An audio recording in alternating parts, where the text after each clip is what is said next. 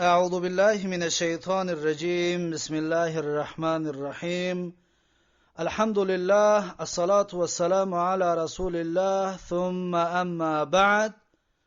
السلام علیکم و رحمت الله و برکاته، برادران و دوستداران زبان عربی.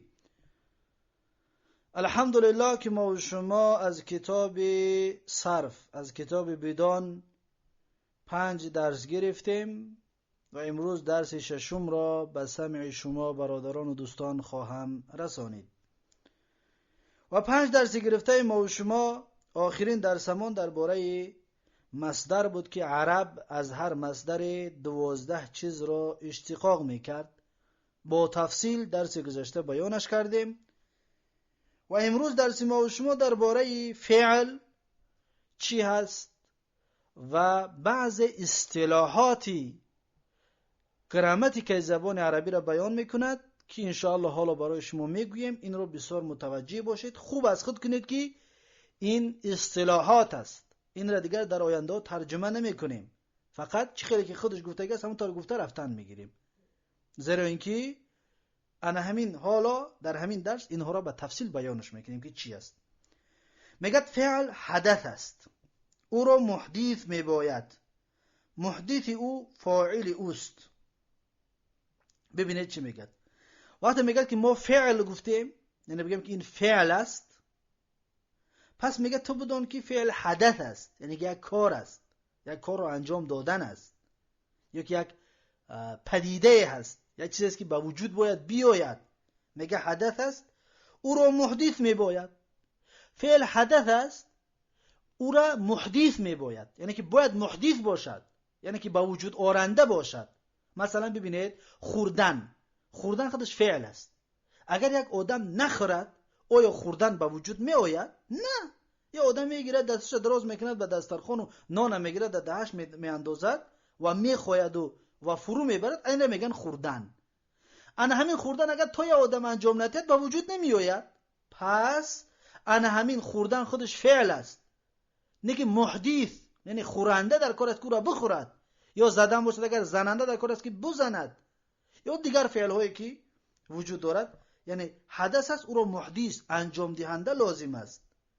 محدث او میگه فاعل است، فاعل اوست، یعنی کسی که اگر همون را انجام بده پس فاعلش است. مثلا میگیم اکل محمدون، محمد خورد، پس معلوم میشود که محمد فاعل اکل است، یعنی که انجام دهنده اکل است. خورنده کی است؟ محمد. یا میگیم ضرب محمدون، یعنی زد محمد، فاعل کی است؟ محمد فاعل است، برای زدگی است. فاعل فعل واحد بود. ببینید چی میگه. اکنون این اصطلاحات است، بسیار متوجه باشید. فاعل فعل واحد بود و تثنیه یا مثناش هم میگن، تثنیه یا مثنا.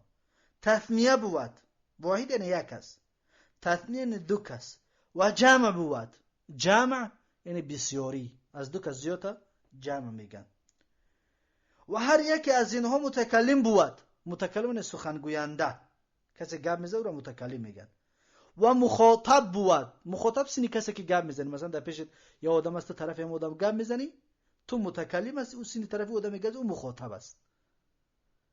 مثلا امام در مسجد میبراید گپ میزند بالای منبر ده، امام متکلم است که گپ زده ایستاده است، مردم مخاطب هستند که امام به طرف مردم گپ زده است.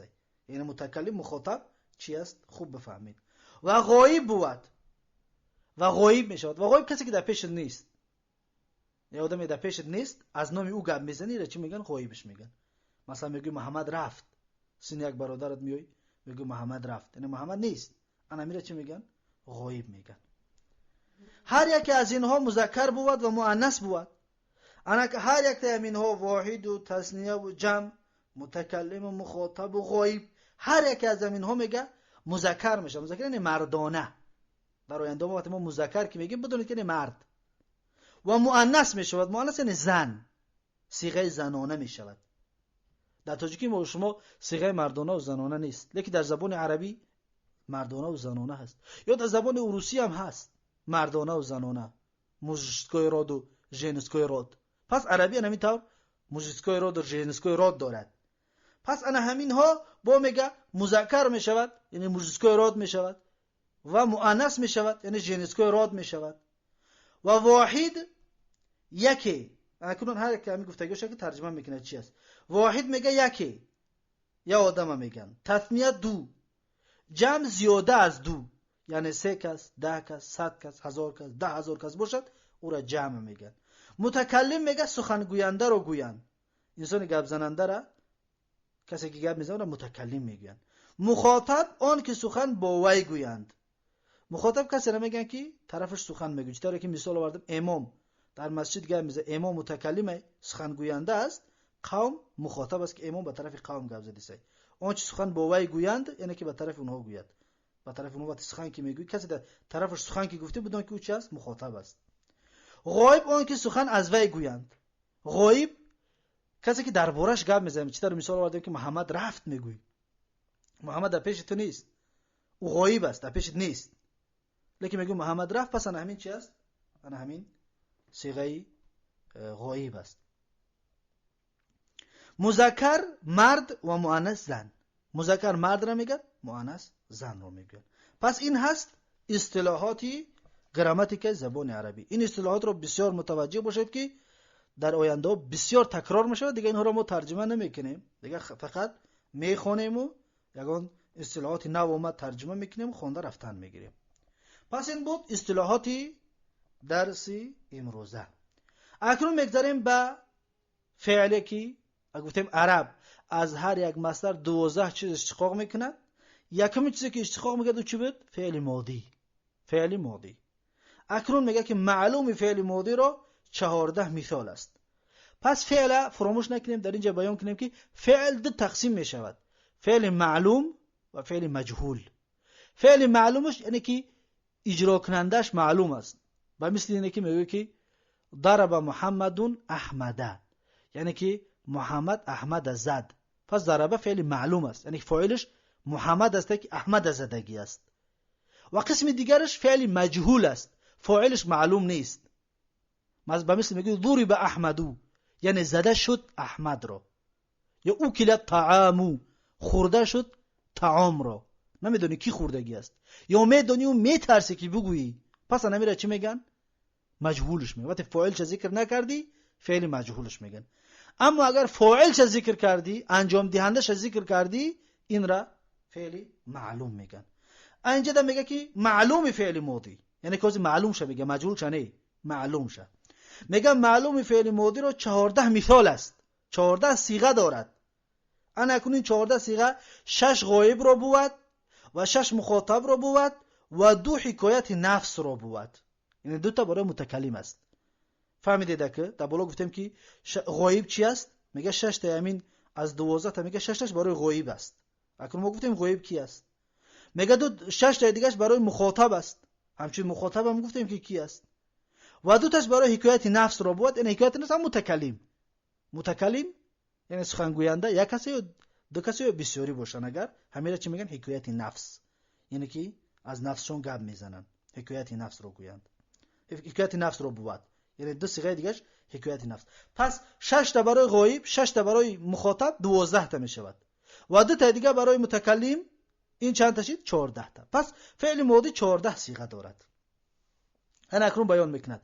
میگن آن 6 که غایب رو بود، 3 مذکر رو بود و 2 آن 6 که غایب رو بود، 3 مذکر رو بود و 3 مؤنث رو بود. یعنی 3 تاش برای مذکر است، 3 تاش برای مؤنث. مژسکوی راد و ژنسکوی راد. آن 3 که مذکر رو بود، آن 3 تاش که برای مژسکوی راد است، میگه ضربه. ضربه زد وی مرد در زمان گذشته. صیغه واحد مذکر غایبی معلوم فعل ماضی. انا میتونم از یاد میکنه. ضربه زد وی مرد در زمان گذشته. صیغه واحد مذکر غایبی معلوم فعل ماضی. یا مثلا اگر که اکله را درجش مونه اکله، خورد وی مرد در زمان گذشته. صیغه واحد مذکر غایبی معلوم فعل ماضی. انا میتونم حفظ میکنید. ضربا زدن ایشان 2 مرد. ایشان گوته ویها. زدن ویها 2 مرد در زمان گذشته. صیغه تثنیه مذکر غائبینی معلوم فعل ماضی. ضربا زدن ایشان دو مرد، یعنی دو کس زدگی هستند در زمان گذشته. یعنی صیغه دو کس که باشد صیغه چی میشه؟ تثنیه. خچم گفته است صیغه تثنیه مذکر غائبین دو تا غائب معلوم فعل ماضی. این معلوم فعل ماضی است، یعنی مجهول نیست، معلوم است، فاعلش ذکر شده است. ضربو زدند ایشان همه مردان در زمان گذشته. صیغه جمع مذکر غائبینی معلوم فعل ماضی. غائبین کشید یعنی که بسیاری، غایبای بسیار، معلوم فعل ماضی. پس این سه تا برای کی بود؟ برای غایب بود. سه تا برای غایب بود. خب میگوید که آن سه که مؤنث را بود ضربت زد و زن در زمان گذشته. زد و زن در زمان گذشته. صیغه واحده مؤنث غایبه معلوم فعل ماضی. این یک زن زدگی است. ضربتا زدن ایشان دو زن در زمان گذشته. صیغه تثنیه مؤنث غایبتین دو تا غایب معلوم فعل ماضی، یعنی دو کس زدگی است.